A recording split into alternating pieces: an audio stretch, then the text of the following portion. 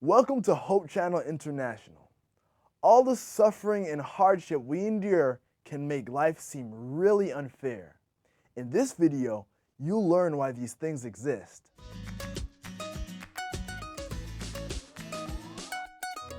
But one of the elders said to me, "Do not weep.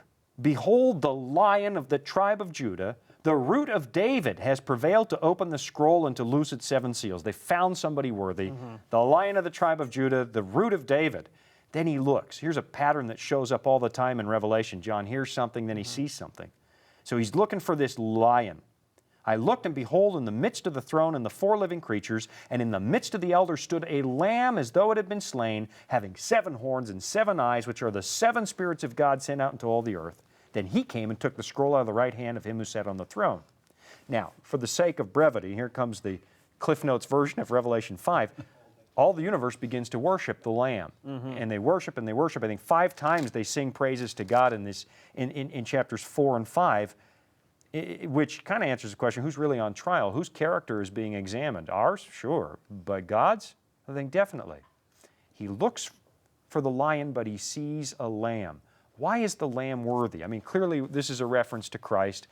I don't know how many times, I think you were talking to me earlier today, Jim, about 28 times? 29 times, actually, and this is the first place lamb is used in Revelation. Okay. You know. But the lamb is?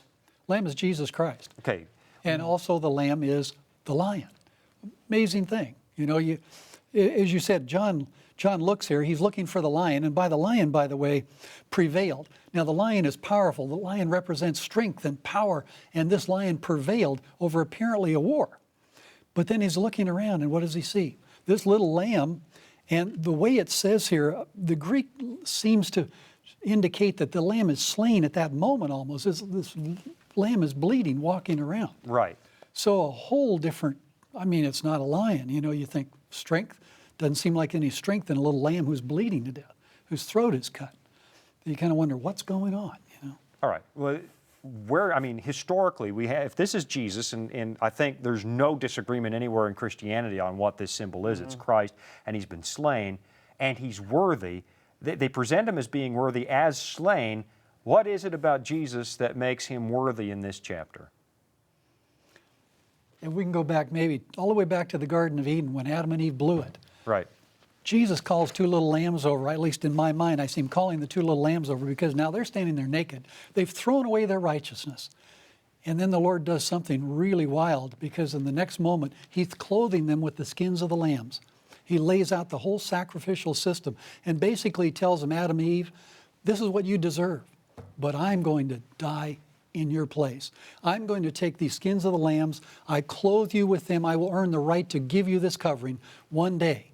And here's the lamb who's earned the right to open the seals, to do it all because he came and he died for each one of us. I agree with that, and I think there's something else indicated here, Sean, is that he's the promised Messiah. This is messianic terminology here, you know, that he's the line of the tribe of Judah. You know, it refers to that in Genesis 49. But then he's the root of David. You know, he's that promised king that would come through the lineage someday. And that was a very special person. I mean, that is so connected with God. It's the most special person ever born. That makes him worthy, you know, as the Son of God. But then it says, not only is he the king, but he's not your typical king. He's atypical. Typical king robs people and sucks out all the wealth, you know. Yeah. It's kind of like Congress, you know, and Washington, D.C. here, you know. They suck all the wealth out. I'm Canadian. We still have a royal family. Yeah. So anyway. And I was going to argue with who's really sucking the money out of the people. Anyway. But this is a king that is sacrificial. This is a king that gives his life. He never sees the lion. What he sees is a slain lamb, but its character is described as, when you're like that, then you're truly kingly.